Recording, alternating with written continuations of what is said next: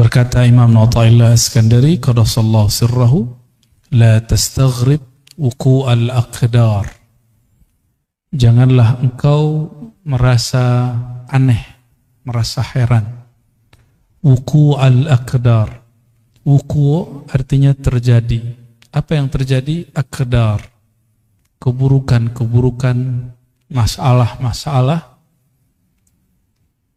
kekacauan-kekacauan, termasuk gempa fisik, gempa alam, yang paling bahaya gempa pikiran. Ya, itu sama. Ya. Jangan merasa heran kenapa di dunia ini masih ada masalah-masalah seperti itu. Kenapa? Ma dumta fi hadhihi dar. Selama engkau masih di dunia ini, jangan merasa heran. Karena ini bukan surga. Ya. Kalau ini surga, pasti nggak ada masalah. Ini di wajahnya ada masalah semua nih. Nggak ada. Anak kecil aja ada masalah. Anak kecil hilang pulpen masalah, mending nangis dia. Kalau kita kehilangan pulpen, santai aja, ya.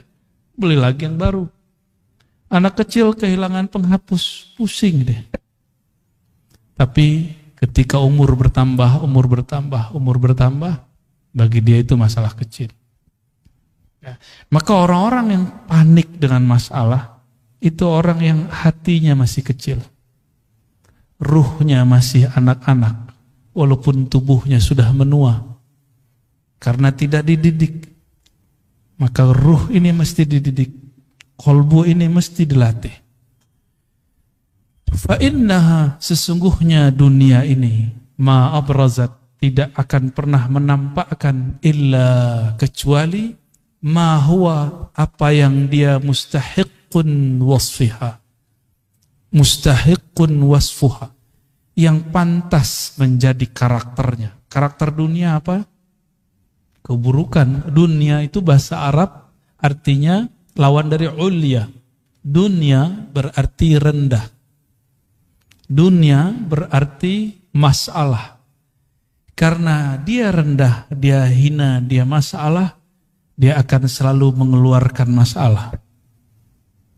Maka jangan pernah mengawinkan kolbu dengan dunia. Cukup tubuh kawin dengan dunia. Kolbu tidak boleh kawin dengan dunia. Jangan pernah masukkan nama-nama dunia. Dunia itu apa aja isinya? Rumah, mobil, motor, pasangan, kerjaan. Jangan masukkan kolbu. Sekali masuk ke dalam kolbu, kata Rasulullah, ta'iba abdud dinar, orang ini kualat. Ta'iba, dia akan lelah sepanjang hidupnya. Jadi kita boleh capek fisik, jangan capek kolbu. Ya, ini ada yang capek-capek pulang kerja masih mau ngaji. Ya. Ini hari apa nih Pak? Senin ya.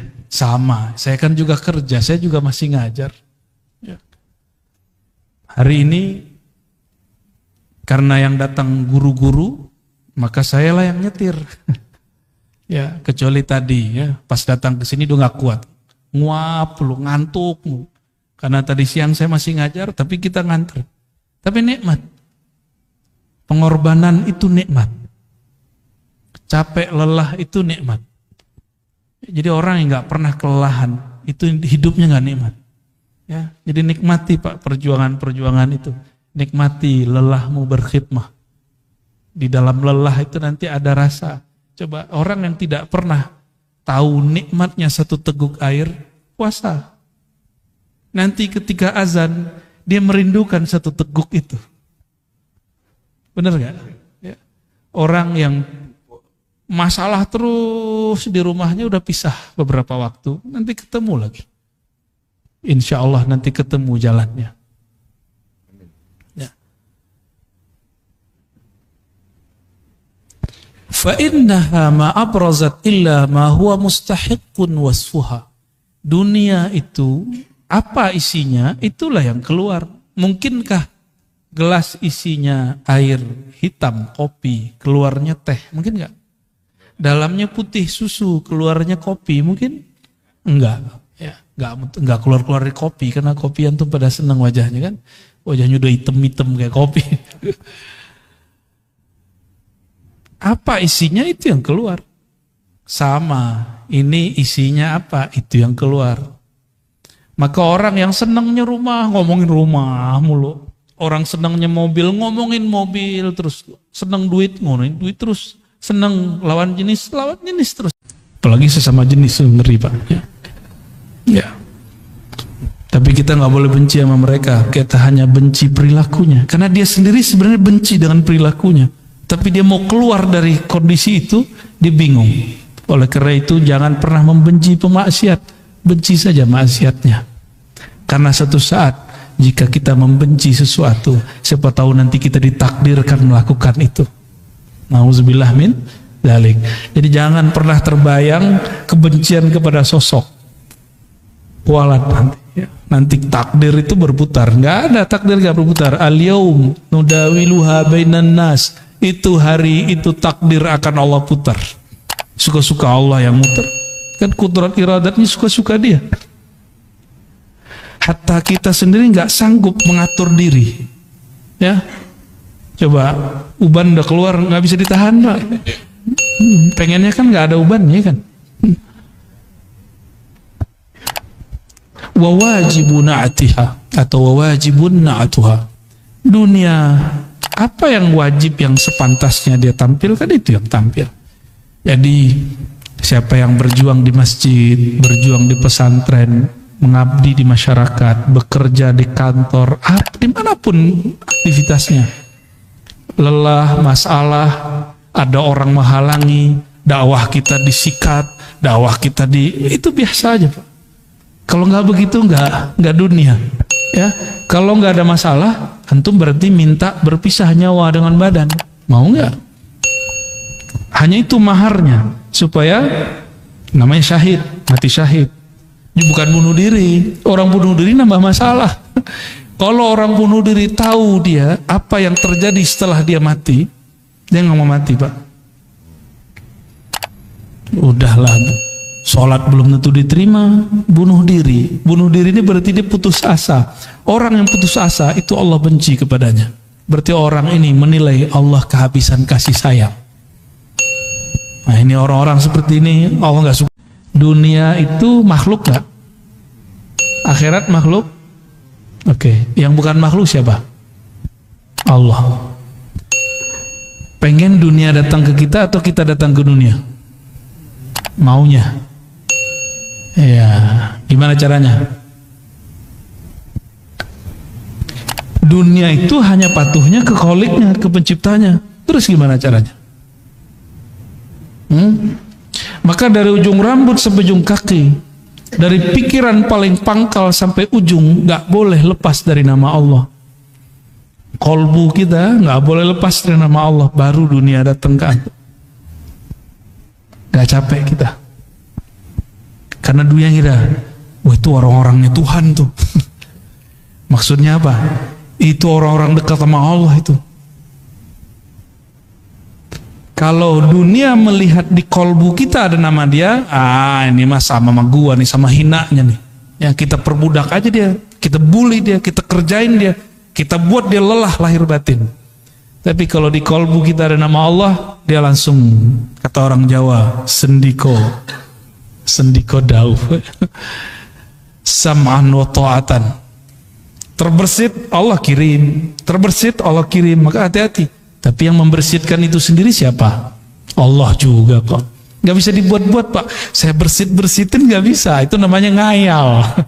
Ya, angan-angan disebut orang tulul amal, bukan amal. Tulul amal pakai hamzah.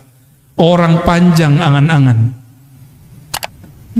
Nyamar lewat sholawat, nyamar lewat doa, nyawat.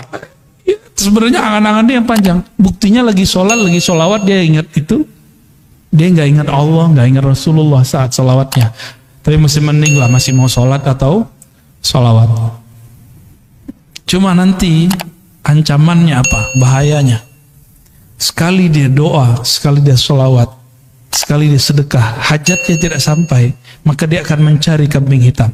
Sedekah tapi di hatinya pengen duitnya nambah. Lah agak begitu kalau sedekah. Ya. Apa kata ahli surga nanti? Ya Allah, seandainya Engkau tidak pernah menjawab doa kami dahulu, tidak pernah membalasi semua sedekah kami, tentu kami hari ini jadi konglomerat di surga. Udah enak di surga, masih belum puas. Ternyata di atas surga ada surga lagi, di atas surga, di atas surga ada lagi. Apa kata mereka? Ya Allah, ini doaku yang dulu belum dikabulkan, cuma sekian. Ada beberapa doa dia yang belum dikabulkan, itu yang membuat dia naik. Sedangkan sholatnya tidak ada satupun yang diterima, karena sholat dia ria, sedekah dia pun ria, berjuangnya pun ria, baperan, ya, gampang tersinggungan. Tapi ada beberapa doa dia yang belum dikabulkan, itu yang membuat derajatnya tinggi nanti di akhirat. Maka mereka berpikir, ya Rob, coba doa-doaku separuh aja nggak belum dikabulkan.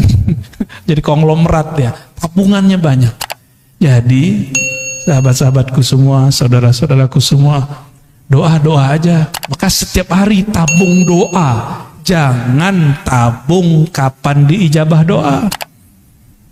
Mau menjadikan doa sebagai wirid?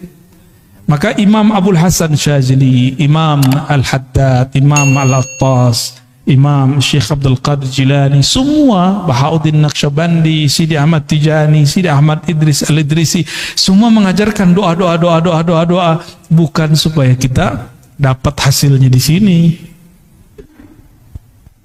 Itu maksud mereka ngajar muridnya. Maka ada Hizib Bahar, Hizib Nasr, Hizib ini, Hizib itu. Yang paling suka saya itu Hizbul Bar namanya.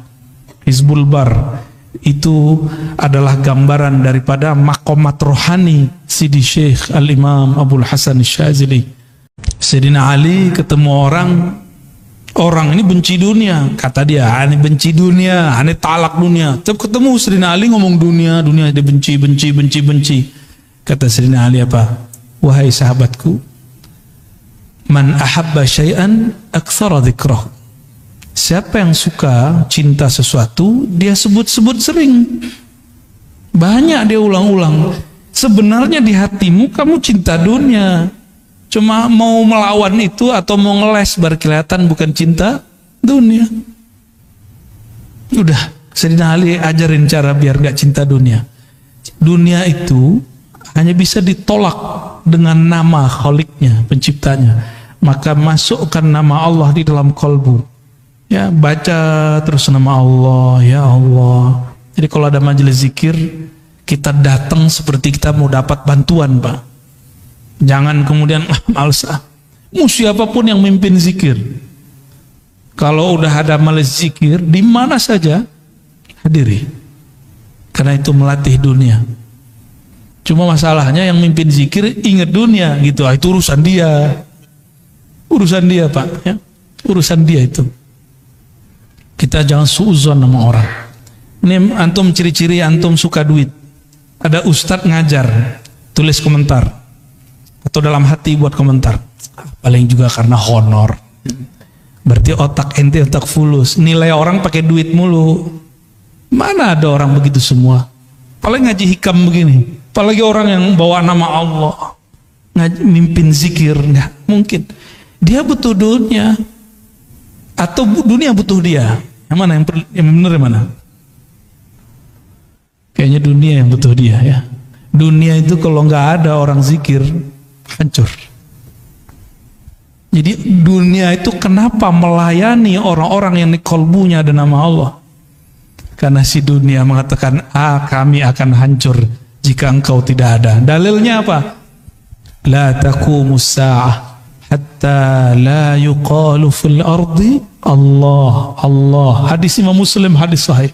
Tidak terjadi kerusakan besar di muka bumi bernama kiamat sampai tidak ada lagi yang mengatakan atau dikatakan disebut-sebut namanya Allah. Jadi selama masih ada yang baca nama itu, antum aman. Jadi baik-baik sama ahli zikir ya. Walaupun kita kurang zikir nggak apa-apa, antum baik-baik sama dia. Kata Imam Abul Qasim Junaid Al-Baghdadi, tasdiq ulubina wilayatun sughra. Mau jadi wali nggak? Nggak ribet, gampang. Mau jadi wali Allah nggak? Ini ngomong bukan saya nih, Imam Junaid. Imam Junaid ini imam salafus soleh, wali kutub, wali ghaus di zamannya, pewaris mutlak Rasulullah di zamannya. Imam Junaid. Apa kata beliau? Kamu mau jadi wali gampang. Tasdiq ulumina, percaya, terima ilmu kami. Bukan hanya zikirnya, ilmunya. Ilmu ma'rifat terima, jangan tolak. Jangan kemudian halu nih gitu. Kan begitu. Enggak nyampe, cukup katakan mungkin dia sudah sampai, saya belum. Orang yang sampai makomnya kepada Allah bergantung umur nggak? Coba ada nggak antum yang sudah sampai ke makom? Sayyidina Ali mengatakan, araftu Rabbi bi Rabbi. Aku kenal Allah. Allah lah yang mengenalkan dirinya kepadaku. Ada yang sampai ke situ nggak? Itu bukan halu, Pak, hakiki. Yang ngomong begitu Sidi Syekh Abdul Qadir Jilani dalam kitab Al-Fathur Rabbani.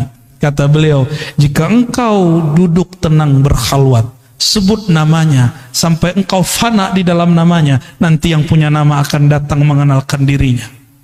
Udah pernah duduk begitu belum?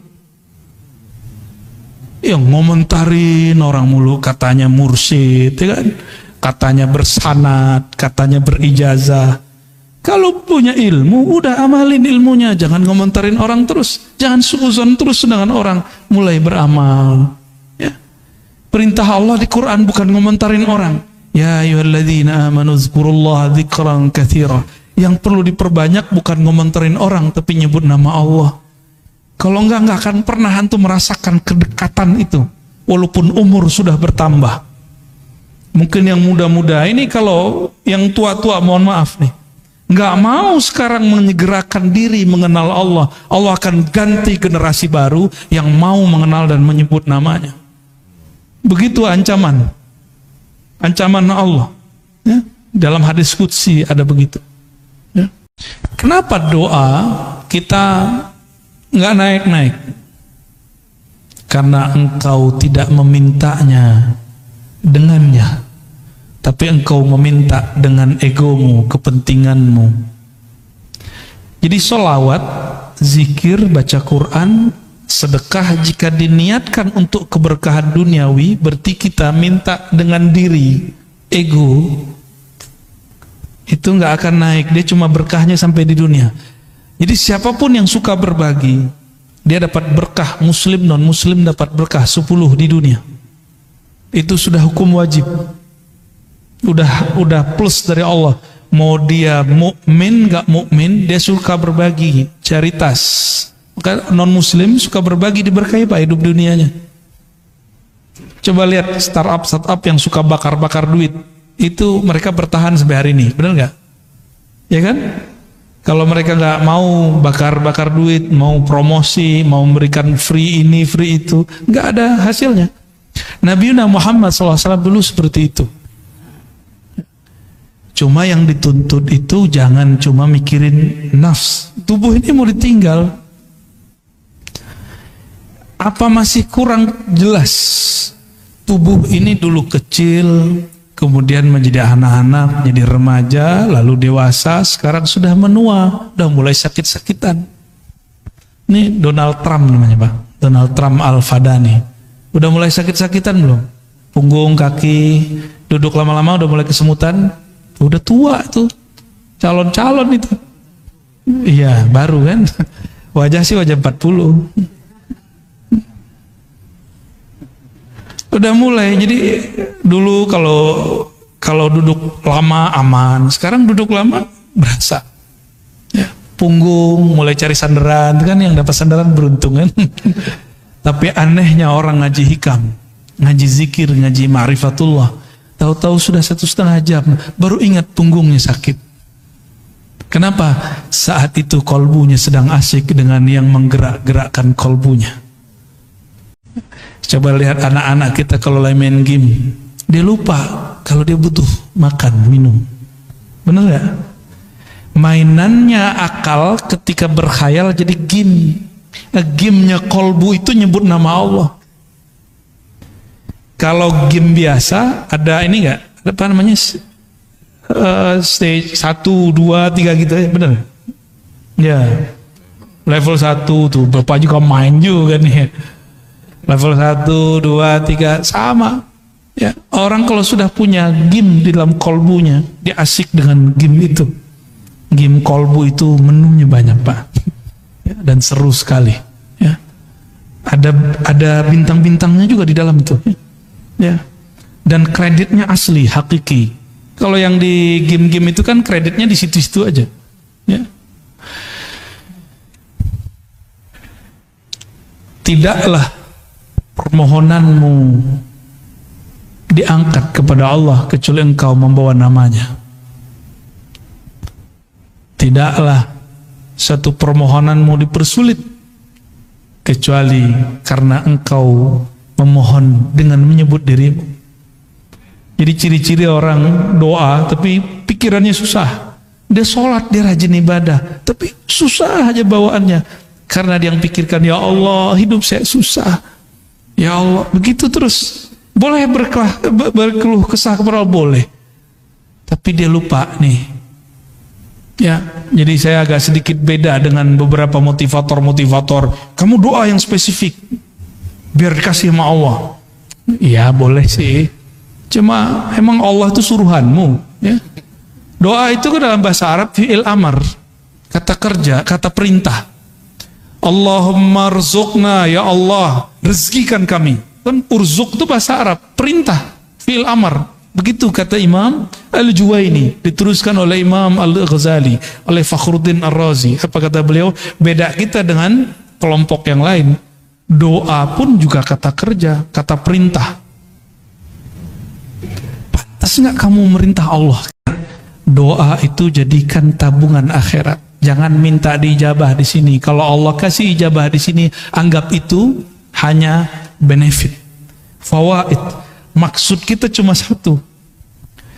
Kenapa kita manggil-manggil Allah, menyeru-menyeru Allah? Bukan isi doanya yang kita maksud, tapi kita dilirik oleh Allah. Maka di Quran itu lafaznya ibtigha'a wajhillah, mencari lirikannya, menunggu kita diliriknya. Maka di Quran, di hadis misalnya, salah satun la yazurullah yaumal qiyamah, ada 3 golongan yang Allah tidak lirik di hari kiamat. Kan bahaya itu. Kita ingin dilirik oleh Allah semenjak di dunia. Sekali dilirik Allah di dunia, maka dia akan dipandang terus dengan rahmatnya sampai ke akhirat. Mungkin dalam sholat gak khusyuk, udah cari tempat lain. Mungkin di ibadah berbagi. Masih ingat ada, mungkin lupa kisah ini adanya di kitab Syarah Asmaul Husna Imam Al-Qushairi. Ada orang udah ibadah banyak gak jadi wali. Kenapa? Ibadahnya masih dengan dirinya, belum menghabiskan keakuannya. Maka kemudian di suatu kesempatan dia dapat ilmu menghormati simbol-simbol Allah Ta'ala, nama Allah, tulisannya ada nama Allah. Dia melihat ada orang buang kaligrafi yang di situ tulisannya alif lam lam ha. Bacanya apa? Allah. Dia lihat langsung bergetar hatinya. Ternyata itu kaligrafi lama, kertas lama dari papirus. Dia ambil, dia bersihin, kira-kira joroknya udah hilang, kemudian dia ambil atau dimakan. Dia nggak mau lagi ini kaligrafi, nanti dibuang. Biarlah dimasukkan ke dalam tubuhku, hancur dalam badanku, daripada hancur di tempat yang jorok. Ya, jadi kalau dia potong-potong satu-satu sehingga tidak menjadi lagi satu lafaz Allah. Malamnya dia tertidur dan dia bermimpi bertemu yang punya nama. Yang punya nama siapa? Allah. Apa kata yang punya nama? Wahai hambaku, karena engkau menghormati namaku, aku jadikan engkau kekasihku. Sholatnya belum tentu diterima, karena dalam sholat masih ingat selain Allah. Sholawatnya pun belum tulus. Ternyata ketulusannya ada saat dia menghormati satu nama. Ya, jadi kalau Quran jangan taruh di lantai, ya, kecuali nggak ada tempat berdiriin Qurannya. Ya. Oh, itu bukan Quran hakiki, iya, tapi kan ada nama Allah, ada nama Rasulullah, para nabi di situ. Ya. Dulu ada satu dosen, nggak tahu di Jawa Tengah apa di Jogja, itu nginjak-nginjak Quran. Kata dia, ini apa? Ini bukan Quran, ini kertas, diinjak-injak. Itu bahlulnya dia. Coba dia kalau berpikir, foto dia, nama dia dirobek orang. Masih ingat dulu Ahok dulu di demo orang, terus ada foto dia dibuat X. Nangis dia Pak, sedih dia. Udah pernah gitu belum? Oh kalau saya udah sering, antum lihat aja tuh di sosial media, wajah kita udah X semua orang. Tapi saya nggak sedih, biasa. Emang saya pantas digituin, saya bukan orang suci, bukan orang yang mulia, pantas dihina. Kalau ada orang hina kita nggak apa-apa. Antum mau hina aneh hari ini juga boleh. Hari ini jadi murid, besok jadi musuh, nggak apa-apa, nggak ada masalah. Ya. Yang penting Allah meridhoi kita, itu aja. Kita nggak ada masalah. Mau dicoret 1000 kali juga nggak apa-apa. Yang penting Allah yang menciptakan saya nggak coret saya. Antum aja yang coret nggak apa-apa. Ya. Kalau Allah nggak coret, yang dicoret ntar siapa? Sedih. Ya. Jangan bikin begitu. Yang masih punya Facebook nih, saya udah nggak punya Facebook. Di unlike sama orang aja, jantungnya langsung, ya kan? Nggak siap dibenci orang, maunya disenangi orang terus. Mau berjuang, mau jadi dai, mau jadi guru, mau jadi mujahid, nggak siap dibenci. Berhenti ente jadi mujahid, ya nanti jadi jahat. Kenapa? Salah satu perjuangan itu pasti dibenci orang. Salah satu perjuangan dakwah dibenci orang karena kebenaran yang kita yakini. Pasti, dan itu sudah sunnatullah. Yang paling banyak dibenci siapa? Baginda Nabi Muhammad SAW.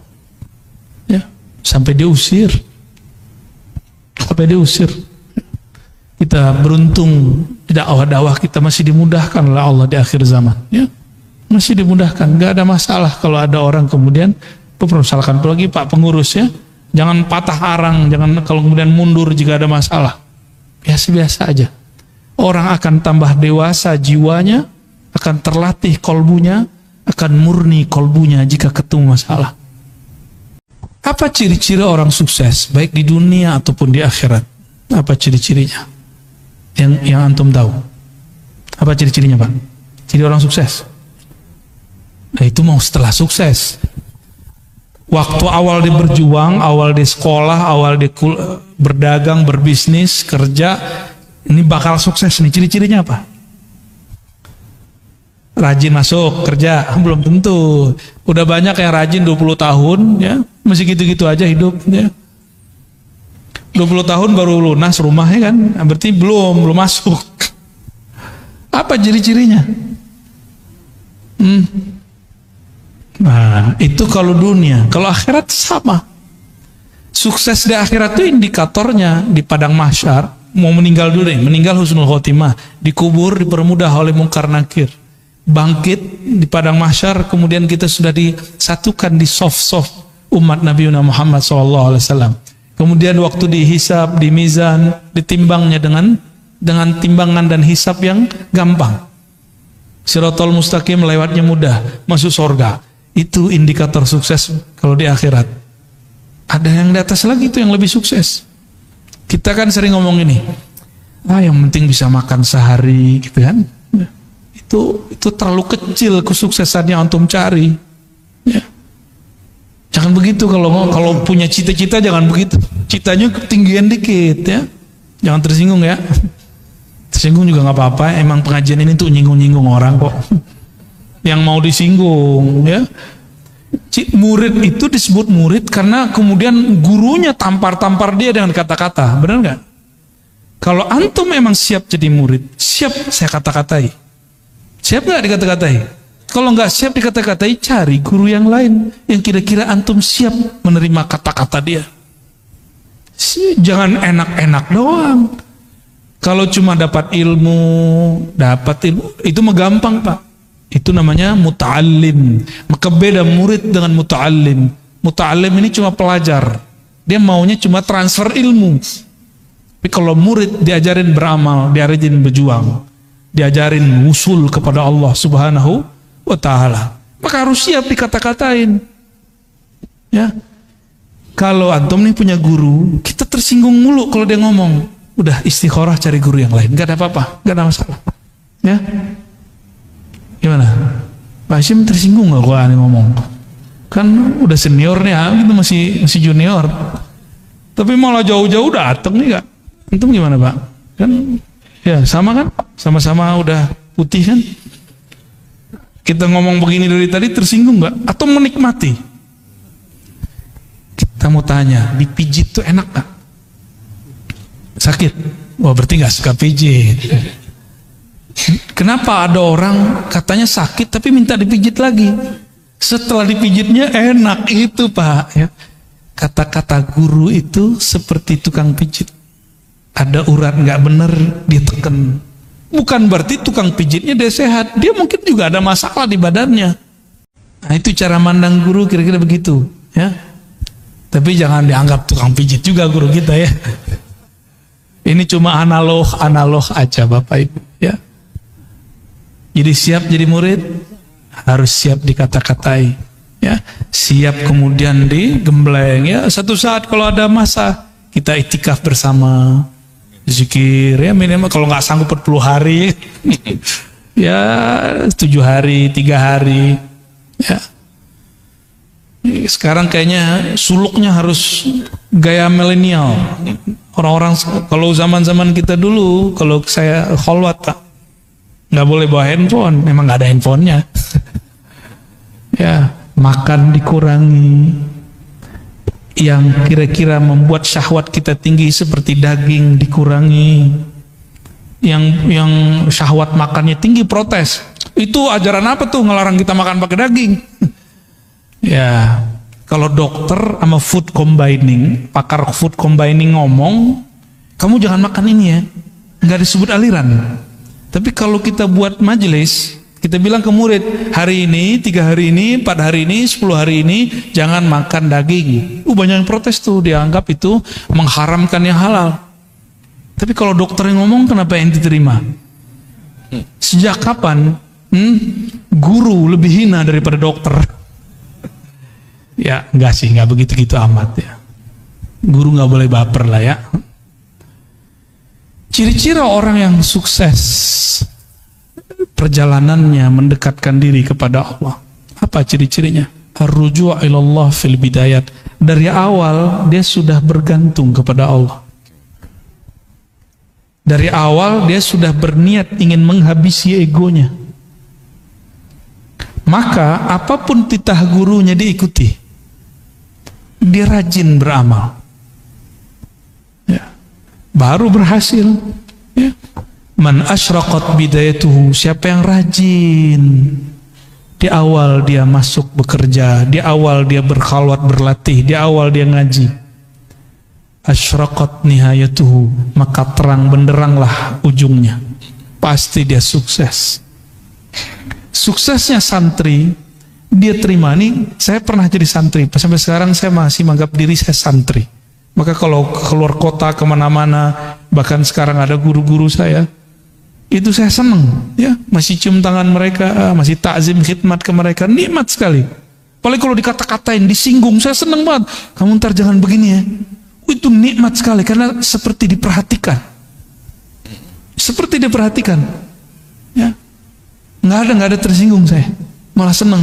Karena selama ini nyinggung orang mulu, nggak ada yang nyinggung saya. Jadi ketika ada yang nyinggung tuh senang. Tapi kalau guru nggak nyinggung, maka saya cari orang yang nyinggung itu orang yang memusuhi saya. Tapi saya tidak akan memusuhi dia. Kadang-kadang aib kita yang bisa baca musuh. Maka bersyukurlah punya musuh. Tuh ada nggak antum yang begitu? Ya, hidup tuh indah. Kolbu yang dipenuhi nama sang baginda, yaitu Muhammad sallallahu alaihi wasallam. Dia sudah tidak ada lagi memusuhi siapapun kecuali dalam nama Allah Subhanahu wa taala. Ya.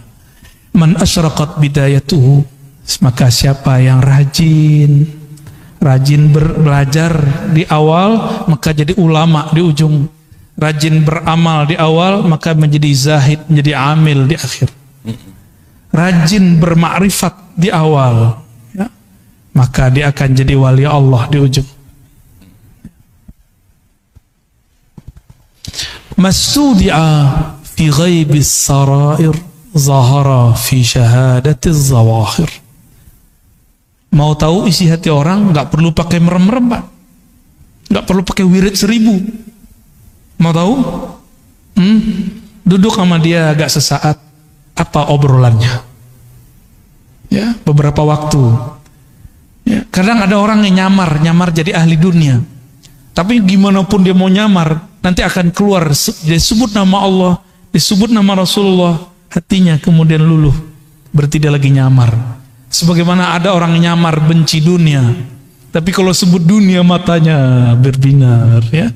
Katanya benci ini, benci itu. Saya nggak bakal beli ini, nggak bakal beli itu. Tapi kalau ada orang lewat pakai mobil itu, mobil ini, nyesek dadanya. Ya, ada orang yang ngata-ngatain saya dulu, Pak. Ada. Saya nggak bakal beli ini. Tahu-tahu nggak ketemu kita, udah beli. Ya. Saya mah seneng. Coba ketawa aja kalau ingat ya. Maka sama dunia itu nggak usah kemudian bilang benci-benci. Cukup katakan aku cinta Allah. Nggak usah bilang benci dunia. Nggak usah bilang benci dunia. Munafik kita nanti. Ya. Toh ada kecenderungan kepada dunia, benar nggak? Iya. Ya. Maka saya tidak akan bilang saya benci dunia. Ntar dunianya nggak mau datang sama saya juga. Ya. Kita cukup mencintai yang ngatur si dunia. Mastudia fi ghaibis sarair, apa yang ustudia, yang tersimpan di dalam gaibnya sir seseorang. Di dalam diri kita ada sesuatu kalimat cinta benci yang tersimpan. Zahara fi syahadatiz zawahir, akan muncul, akan keluar dengan persaksian yang zahir, baik dari kerut wajah, cahaya muka, lidah, kata-kata, kecenderungan hati, dan lain sebagainya. Itu akan muncul. Ya, itu pertanyaan kita tadi. Kalau dalamnya teh, pasti keluarnya teh. Kalau memang di dalamnya bertahta nama Allah, pasti keluarnya tentang Allah. Jika di dalamnya tentang Nabi Muhammad, pasti keluarnya kerinduan kepada Nabi Muhammad. Jika di dalamnya bukan dua nama ini, ya, maka pasti yang keluar itu syattan baina may yastadil. Nah, ini bagian terakhir ya. Ini ngebut nih Pak, biar cepat selesai hikamnya. Karena kalau pakai model yang sebelumnya, yang mulai jam 12 sampai jam 3, itu satu bisa 1 jam, bisa 2 jam, bisa 3 jam, bisa sehari semalam. Nah, ini kita kebut karena ada orang yang nggak sabar pengen cepat khatam. Syattan baina may yastadillu bih aw yastadillu alaih. Beda ma'rifat intelektual, ma'rifat ahli kalam, ahli tauhid, ilmu akidah, dengan ma'rifat ahli ma'rifat kewalian. Jadi beda ilmuwan dengan wali. Apa beda ma'rifat ilmunya? Tukang debat dengan orang yang bermakrifat dengan rasa, itu bedanya apa? Al-mustadillu bihi arafa al-haq li ahlih wa asbata al-amra min wujudi aslih. Orang yang bermakrifat dengan ilmunya para aulia dan para anbiya, dia berdalil tentang Allah, mencari ilmu tentang Allah bukan dengan mencari selain Allah. Cari dalil, tafakur ke alam, tadabur alam, enggak. Kan sekarang namanya tafakur, padahal asalnya ya, yang benar tafakur alam ya. Orang sering nyebut tadabur alam ya. Ini itu macam-macam ya. Surat sekian, ayat sekian, ya oke, itu oke. Itu namanya teori ilmu pengetahuan. Ilmunya disebut ilmu tauhid, ilmu usuluddin, disebut juga ilmu akidah, disebut juga ilmu kalam. Ini yang disebut dengan singa-singa ahlu sunnah. Jago debat. Saya nggak mau Pak disebut singa, walaupun ada orang ngirim video ke saya, kamu singa Aswaja ya? Enggak, saya nggak singa ya. Saya bukan singa. Oh maksudnya bukan itu, enggak mau disebut singa, mau apa aja, mau majazi, mau hakiki, enggak mau. Ya, karena singa itu karakternya apa? Buas. Imam Ghazali, imam yang saya jadikan panutan, beliau mengatakan hati-hati dengan karakter buas, namanya sibaiyah. Kalau orang buasnya preman, dia nyari lawannya lawan fisik, jawara dia. Kalau premannya preman ilmu kebatinan, dia cari lawan orang tuh nguji-nguji ilmunya. Ya saya bukan singa, saya nggak masuk itu Pak. Jadi yang punya sihir, ente jangan uji-uji aneh, nggak masuk ya. Nanti yang turun tangan nanti Allah. Kita nggak masuk ya. Kalau orang kemudian dia singa punya karakter apa? Karakter buas, karakter menyerang, dia punya ilmu, punya dalil, punya kitab kuning, punya hafalan Quran dan hadis, punya kemampuan bermantik. Maka dia gunakan semua ini untuk nyerang orang berbeda dengan dia. Apakah itu yang berbeda aliran, berbeda pemahaman, apalagi berbeda pendapatan? Akan begitu. Akan begitu. Berbeda kemasyhuran, bagi dia musuh. Itu karakter buas itu begitu. Beda popularitas, serang dia. Ya, beda paham dikit, serang dia. Akhirnya saling serang. Enggak, saya mohon maaf, tolong jangan sebut-sebut saya singa Ahlus Sunnah. Kita pun belum pantas disebut benar-benar Ahlus Sunnah. Kita sedang belajar, mempraktekkan, mengamalkan ajaran Ahlus Sunnah. Oh, kalau ada orang mengatakan dia benar-benar Ahlus Sunnah, silakan. Saya justru sedang belajar mempraktekkan itu. Ya, sedang berusaha bermujahadah. Kalau ada yang sudah jadi panitia kebenaran Ahlus Sunnah, silakan. Saya nggak masuk ya. Kita nggak ada urusan dengan itu. Dan jangan ikut-ikutkan Ar-Razi, ya, kita nggak masuk. Nah karakter ini yang harus kemudian dijinakkan. Yang menjinakkan hanya karena yang ilmu ini dulu dikembangkan oleh Imam Ghazali, ilmu singa ini.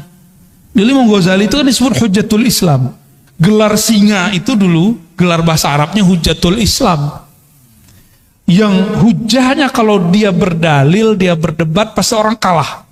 Nyari lawan terus. Imam Ghazali itu nggak ada lawannya. Tapi kemudian beliau bertemu gurunya, Sidi Syekh Abu Ali Al-Farmadi, wali kutub di zamannya. Dididiklah Imam Ghazali sehingga singanya berubah menjadi jinak. Oh, kalau bahasa kampung kami lebih gawat Pak ya. Kami itu dulu kalau khalwat 40 hari kata guru, itu yang masuk khalwat bukan orang ya, anjing liar. Bacaan kaligrafi di situ tuh perlu jadi tagline hidup. Wa'bud rabbaka. Bisa baca nggak tuh? Nggak bisa ya, keuler ya. Bagus sekali itu ya. Mau sholat saya baca itu terharu kita langsung. Wa'bud rabbaka hatta ya'tiyakal yakin. Sembahlah Allah, kenalilah Allah sampai datang al-yakin. Al-yakin ini bisa berarti kematian. Apa nunggu mati dulu? Bukan. Mutu qabla an tamutu. Matikan dirimu sebelum sang mati itu betul-betul datang. Itu baru disebut menyembah Allah Subhanahu wa ta'ala. Orang kalau mati, nanti dia bilang, ya Allah, sebentar aja dihidupkan, nanti saya jadi soleh. Kan begitu semuanya. Kayak kita lagi ujian, terus pas ngelihat ada 10 soal esai, mau bilang ke pengawas, Pak, Ibu pengawas, sebentar aja saya mau lihat buku. Diizinin enggak? Di dunia aja begitu disiplinnya, masa di akhirat enggak? Mumpung ujiannya belum ada, ujiannya nanti cuma 2 pertanyaan dari malaikat mungkar nakir, itu pengawas ujian di alam barzakh. Pertanyaannya 2. Man rabbuk? Siapa yang engkau jadikan Tuhan? Siapa Tuhanmu? Yang kedua, ditunjukkan satu wajah. Ini siapa? Tuh, kita belum pernah ketemu yang kedua itu. Pernah ketemu, antum aja yang lupa. Maka cari, ingat dia sekarang. Caranya hidupkan majelis maulid, sebut-sebut namanya. Jangan hanya bernyanyi, melakukan, tapi kita undang juga. Kan ada yang bersolawat, ada ustadz yang menceritakan isi solawat itu. Apa yang dibaca, sehingga nama-nama yang disebut di situ masuk ke dalam hati. Itu anjuran. Jadi idealnya majelis sholawat begitu. Ya, kalau mengundang orang, request menceritakan apa yang ada di kitab Barzanji, di Ba'i, itu yang kita minta. Ya.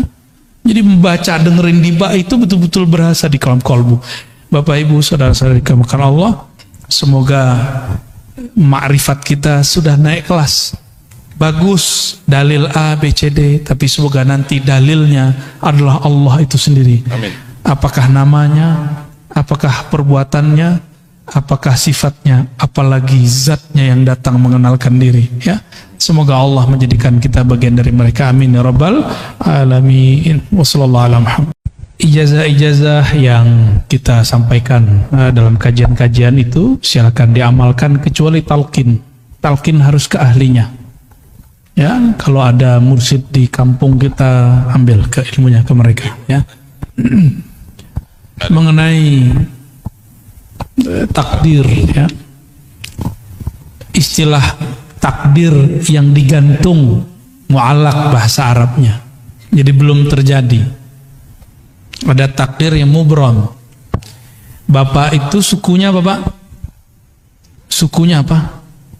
Betawi. Bisa protes nggak? Coba saya lahir jadi orang Arab, gitu, bisa nggak? Nah, itu namanya mubram. Ya, itu menurut ilmu akidah nih ya. Ini ada versi lainnya ntar. Karena kalau dalam kitab begitu aja, yang kitab ilmu akidah. Tapi dalam kitab ilmu ma'rifatullah itu lain lagi. Ya, ada yang lebih dalam dari itu. Kita ini ditakdirkan hidup di akhir zaman. Bisa nolak nggak? Bisa nolak? Udah terima aja. Itu namanya takdir mubram. Lahir pengennya kulit kayak orang Korea ya. Ya, nggak enak juga kali.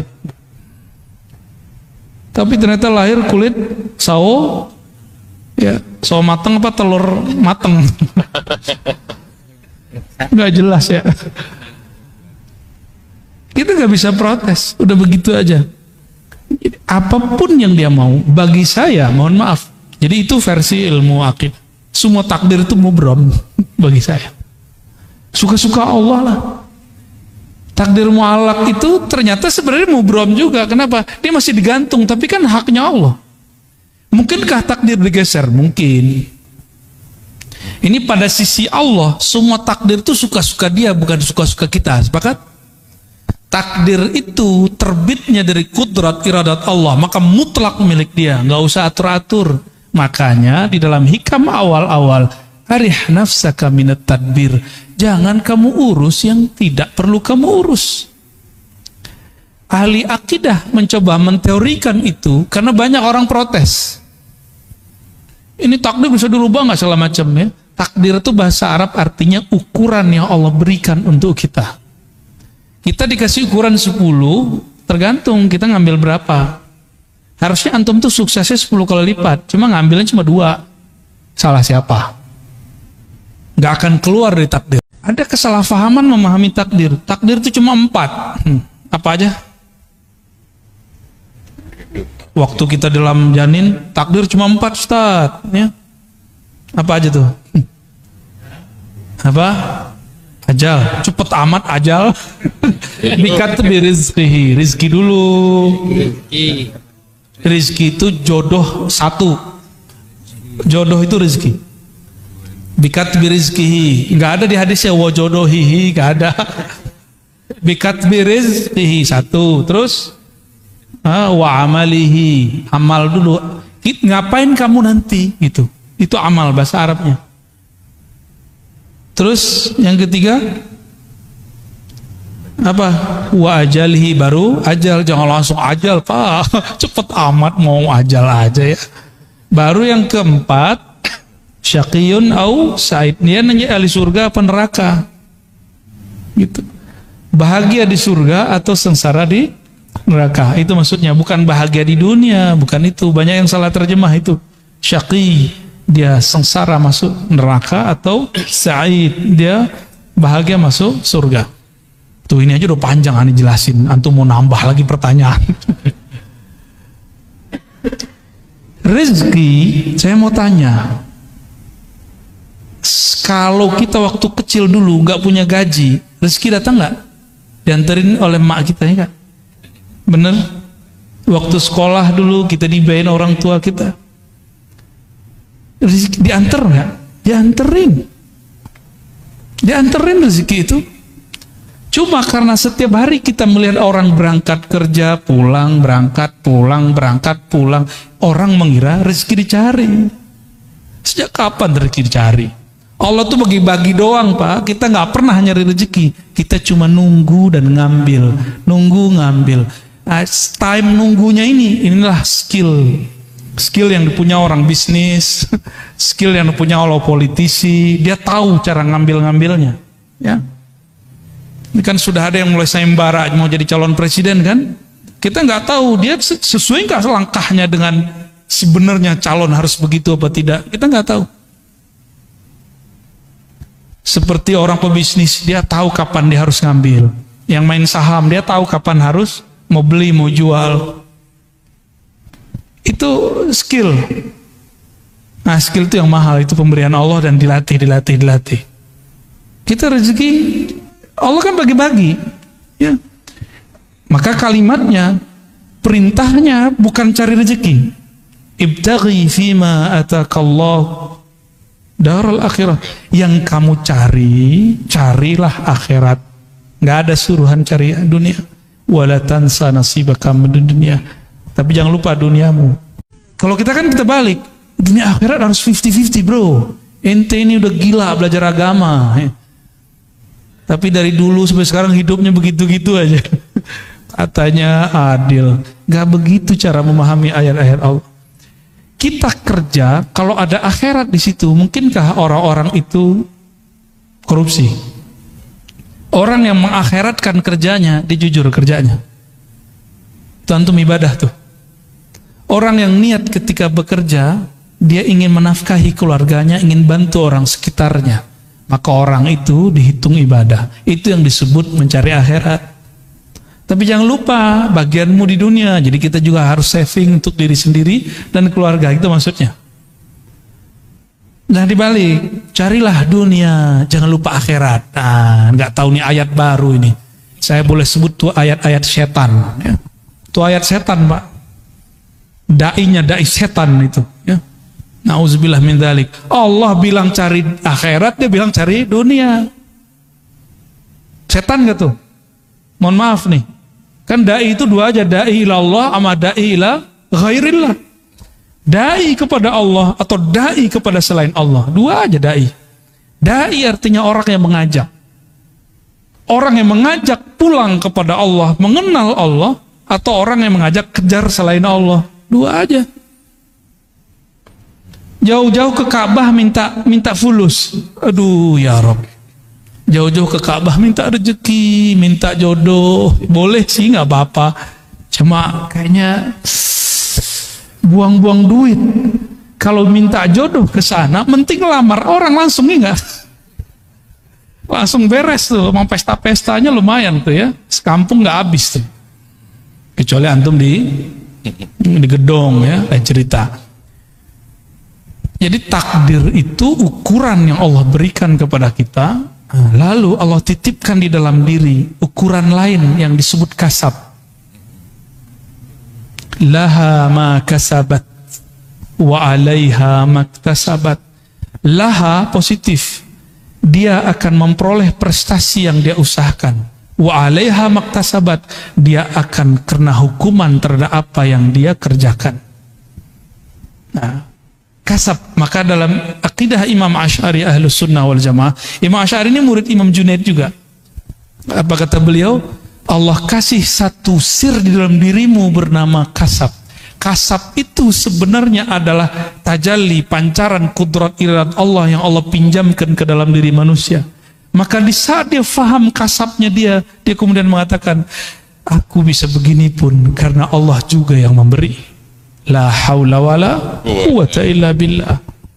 Maka ketika dia mendapatkan sesuatu, dia girang untuk berbagi kepada hamba-hamba Allah.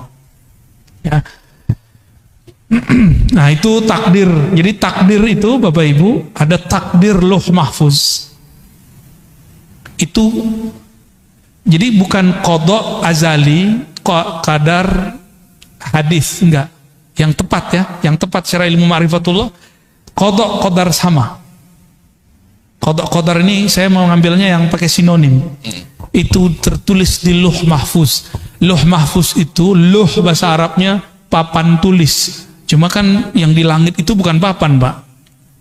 Ya, makhluk yang tercipta dari nur, tapi di situ tertulis. Ada lembaran-lembaran seperti dedaunan-dedaunan cahaya, di situ tertulis ini namanya Pak Fulan, Ibu Fulan, Puan Fulan, Tuan Fulan. Tulis di situ. Namanya sudah ada. Oke, itu makhluk enggak? Lauh Mahfuz makhluk enggak? Maka takdir yang tertulis di Lauh Mahfuz semuanya makhluk. Cuma bedakan ilmu Allah makhluk enggak? Ilmu Allah bukan, ilmu Allah azali. Jadi yang azali itu ilmu Allahnya, sedangkan suratan takdirnya bukan azali. Azali itu tidak berawal, tidak dicipta, itu azali. Semoga pusing ya. Tuh. Salah siapa nanya bab begituan? Ya. Namun apa kata Allah? Kataba ala nafsihir rahmah. Di Lauh Mahfuz tertulis hukum takdir. Orang yang baik dapat balasan kebaikan, orang begini ya begitu. Itu hukum takdir.